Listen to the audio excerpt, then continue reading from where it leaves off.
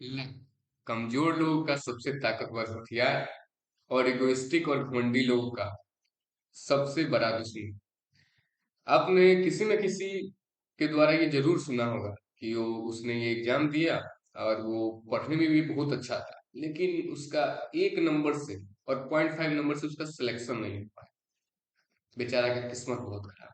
और दूसरी जगह आपने ये भी सुना होगा किसी सेलिब्रिटी के मुंह से कि मैंने अपने सक्सेस की हर एक ईंट खुद खुद जोड़ी है, खुद बनाई है, लक वक कुछ नहीं होता, ऐसा है वैसा है।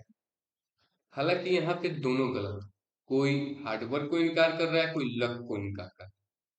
तो यहाँ पे फंडा क्या है? फंडा ये है कि आपका जो लक है वो रिपीटेशन में काम करता है। अगर किसी काम को आप रिपीट करते हैं, शिद्दत से करते हैं, 1 बार 2 बार 3 बार, तभी आपका लक हो। आप कितना भी लकी हो तभी आपका लक काम करेगा। लेट्स से विराट कोहली को ही ले लीजिए।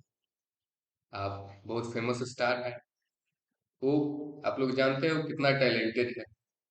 ये लक ही तो हुआ, बॉर्न से बहुत टैलेंटेड है। इसका मतलब ये मेहनत नहीं किए थे, हार्डवर्क भी किए थे। और इनका लक क्या है? इनका लक है उनके पेरेंट्स, जो उन्हें सपोर्ट करते थे क्रिकेट खेलने के लिए। उनको, उनके जो फादर थे वो उन्हें क्रिकेटर बनाना चाहते थे। उनको पैशन को फॉलो करने का परमिशन कौन देता था? उनके पेरेंट्स। और उनके पास इतना पैसा भी था जो प्रैक्टिस कर लेते थे। एक और एग्जांपल लेते हैं वैभव सूर्यवंशी का, जो हालांकि हाईलाइट में लगभग वो पटना जाते थे, फिर प्रैक्टिस करते थे, फिर घर आते थे कार से। तो इनका फाइनेंशियल कंडीशन भी अलाउ करता था तब न जाते थे। और और उनके पेरेंट्स भी सपोर्ट करते थे। और मान जाइए आपने अगल बगल में देखा होगा, बहुत इंटरेस्टेड है, बहुत क्रिकेट में लग्न है उसका, लेकिन वो सक्सेसफुल नहीं हो सकता। उसको परिवार की जिम्मेदारी है। आपने अपने शहर के अगल बगल में भी देखा होगा, किसी किसी को खाने के लिए भी नहीं मिलता है, स्ट्रगल करना पड़ता है रहने के लिए, खाने के लिए। हालांकि हार्ड वर्क तो वो भी कर लेते हैं ना। तो आपको ये समझना होगा कि मैं ये सब बता क्यों रहा हूँ। आपको ये समझना होगा कि पहले आपको अपने लक को इनकार नहीं करना है, लक को मानने से। और लक के भरोसे भी नहीं बैठना है। कहते हैं ना, किस्मत के भरोसे नहीं बैठो, क्या पता किस्मत तुम्हारे भरोसे बैठी। लेकिन लक को ना मानना भी आपके लिए बहुत बड़ी गलती है। कहा है कि लक का इम्पोर्टेंस तो मैंने आपको बताया ही। और आप इसके लिए ग्रेटिट्यूड इस्तेमाल कर सकते हैं। भगवान को थैंक्स कह सकते हैं, यूनिवर्स को थैंक्स कह सकते हैं कि मैं हूँ जितना हूँ, अच्छा हूँ, मुझे इतना देने के लिए थैंकफुल। हमेशा ग्रेटिट्यूड होना ही चाहिए। आप सक्सेसफुल इंसान में देखिएगा, वो हर चीज के लिए थैंक्सफुल रहेंगे कि मैं, मेरे पास अच्छा स्वस्थ शरीर है, ऐसा है वैसा। आप हॉस्पिटल में एक बार जाइएगा तो आपको पता चलेगा आपकी बॉडी की कीमत, जो आप इधर जंक फूड खाने में, ये खाने में, वो खाने में बर्बाद कर रहे हैं। तो आप भगवान को थैंक यू बोलिए, जैसे कि इतना कुछ दिया है। कभी ये गुमान नहीं करना कि जो हूं मैं वो अपने बदौलत हूं। ऐसा कोई बात नहीं। और आप ये समझते हैं कि मेरा लक साथ नहीं दे रहा है, लेकिन मैंने आपको बताया कि लक रिपीटेशन में काम करता है।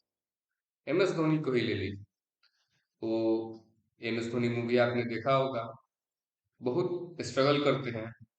उनका क्रिकेट का मैच रहता है तो फ्लाइट छूट जाता है, फिर वो टीटी का जॉब का करते हैं 2-3 साल, कितना मेहनत लगता है, लेकिन वो छोड़ते नहीं, रिपीट करते रहते। और हालांकि उनका हो जाता है। क्या उनका लक साथ दिया कि नहीं दिया, लेकिन वो डेडिकेटेड थे उसके लिए, उतना हार्ड वर्क किए थे। तो लक भी आपका तभी काम करेगा तब आप उसको अपना प्रायोरिटी दीजिएगा। इसलिए भगवान का थैंकफुल की रहिए, हमेशा शुक्रिया अदा कीजिए। कभी ये गुमान नहीं करना है मैं हूँ जो मैं अपने बदौलत हूँ। आप जो हैं वो आपके पेरेंट्स, आपके टीचर, आप किस देश में पैदा लिए, ये डिटरमाइन करता है।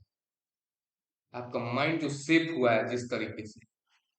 अब मान लीजिए कि किसी साउथ अफ्रीका के देश में पैदा हुए रहते, आपका कंडीशन सोच के देखिए, और आप इस लक को इस्तेमाल कीजिए कि आपके पास इतना चीज है, किसी के पास इतना भी नहीं आता। तब आप अपने लक को गाली देते, तब आप भगवान को गाली देते। अपने माइंड सेट को टर्न बदलिए। कहे कि ये हमेशा स्कैर्सिटी में रहने वाला माइंड सेट कि मेरे पास ये नहीं है, मेरे पास वो है, तो इस कारण मैं ये नहीं कर सकता। इस सारी चीजों को आपको हटाना होगा, आपको फोकस करना है। तो आज के लिए बस इतना ही, मिलते हैं अगले वीडियो में, तब तक के लिए goodbye, love you all.